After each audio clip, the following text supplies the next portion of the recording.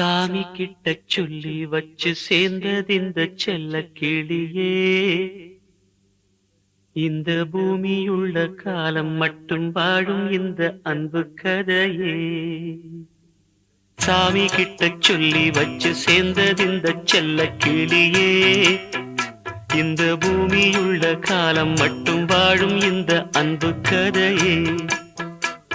சாமி கிட்ட சொல்லி வச்சு சேர்ந்தது இந்த செல்ல கிளியே. இந்த பூமியுள்ள காலம் மட்டும் வாழும் இந்த அன்பு கதையே.